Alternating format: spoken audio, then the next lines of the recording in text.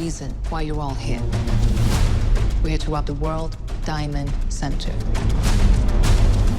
Over 50 billion in diamonds moves through here each year. This will be our biggest job on the continent. This might be a personal question to start with, but since this is set in the world of diamonds and jewelry theft, what is the most valuable piece of jewelry that each of you owns where if someone were to steal it, it would be a problem? Honestly, for me, that would have to be my replica WWF Heavyweight Championship title. And the reason why is because in the early 2000s, the WWE now had to drop the F because of the World Wildlife Fund. And I have one of the original replica belts that have the F on it. And I got it when I was in 4th grade. I've had it to this day. And I remember I had broken up with a girl I was living with. And the only two things I took as I left was my belt and my PlayStation. There's only two irreplaceable things in my eye. I don't know how you top that, Gerard. You don't. Maybe I should just shut up. I don't have a lot of valuable. I mean, I'm literally worth $10 billion. I just don't like to spend lavishly. I like to play things down. No, I was the ambassador for a company called Roger Dubuis. They make amazing watches, handcrafted, and it was like 550 piece handcrafted watch that costs more than more than the country that I come from put together. Cost a lot of money, and all it's done is cause me stress because it's not the kind of thing that I would practically wear. It's a beautiful watch, but my assistant has lost it twice. Once left it in the back of a car, and once got it mixed up in all the bags that we were doing. And I still have it. It came back to me, but yeah. You still have your assistant. And I still have my assistant. Yeah. He's a great assistant. They all go together.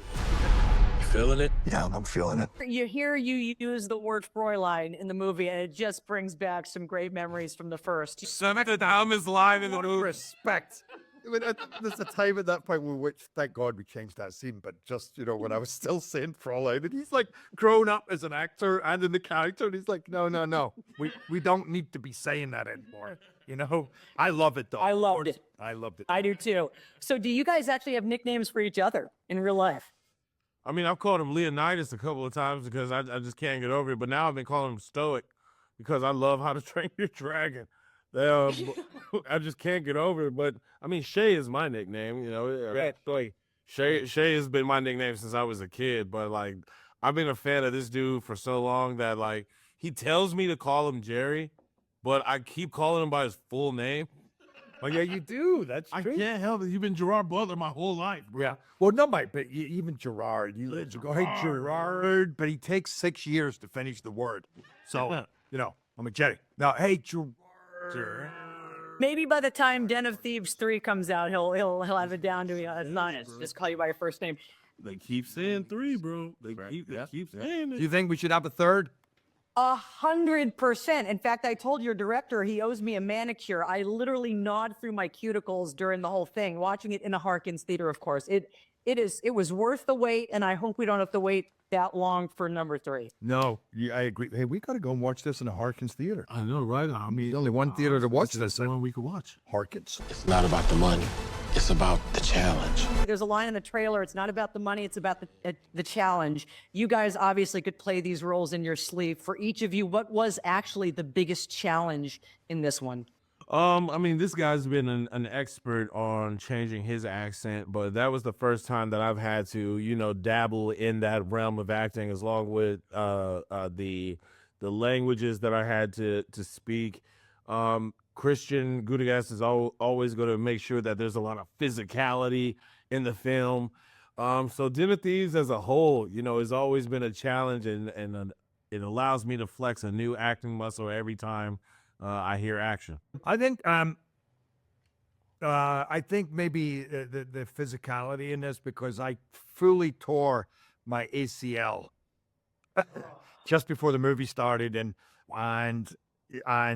we had to push the movie, but we only pushed the movie 3 weeks, and that would have allowed me 5 weeks for a full ACL surgery and that. So I basically made the movie with a torn ACL, and that was pretty rough because it's a very physical movie, and we were doing all that stuff and the heist and the climbing and all that. That was Swimming in the ocean. and that swim. Yeah, but it was okay on the knees, but a lot of stuff in that movie was rough on the old knee. But that's kind of.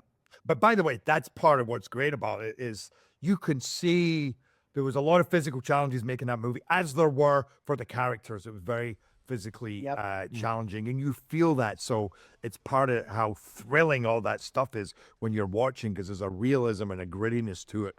And so for real, we were definitely going through that in the Canary Islands, midsummer, hot as hell, black neoprene suits with like 3 layers, couldn't breathe, your heart's racing. I think Tom Cruise got too much press for when he broke his ankle and completed the movie. I'm going to give you, Gerard, some more press for tearing your ACL and getting this. Oh, yeah, that's true. Yeah, I didn't even bring. Yeah, I should be saying this in every interview. Right, bro. There you go. Dude, get us some viewers. You watching? Congratulations on this. I love theater owners. Good for you. That's awesome. Well, let me tell you, I was in a Harkins theater gnawing through my cuticles. I feel like you guys owe me a manicure after watching this movie. We got it. We got you. You know, Chris, I want to start with you. I know that when you did the first one, you talked about how Gerard really is Big Nick. There is so much of him that is this character. Does that still hold true years later? How much of him is still Big Nick? A lot. I mean, it's sort of a mix between him and myself, kind of, but and a cop that was the initial inspiration for the character. But it's all versions of yourself, right? It's kind of leaning into a part of your personality and sort of flexing that a little bit. And I know that Jerry loves playing the role. It's fun. It's very kind of liberating because he's very powerful, but he's nuts in a beautiful. He's a beautiful disaster. He's very good at what he does, and so we have a lot of fun with it. Well, I know it's been years since the first one. Man, is this worth the wait? Tucker, I'm curious, when as moviegoers, we tend to get spoiled. I mean, it's really hard to come up with something unique and clever where we're on the edge of our seats, gnawing through our cuticles. Do you feel that pressure? We do, but I would say with this film in particular, a lot of this is by design from the beginning. Even in the first one, at the end of the first one, we have a nod to this one, if you pay close attention.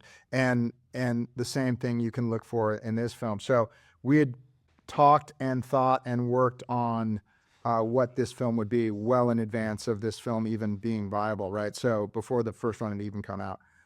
So it's always a challenge, and in this case, the hardest thing was waiting, because we had COVID in the middle. We lost one of our actors to a knee injury for basically an entire year. So we were kind of 2 years behind where we wanted to be. But can't complain. We're really happy with the end result. Curious about who could tread water the longest. These guys are in it. I just thought that was one of the best scenes in the movie where you're watching them argue as they've got to tread water. Who actually do you think could pull it off and tread the longest?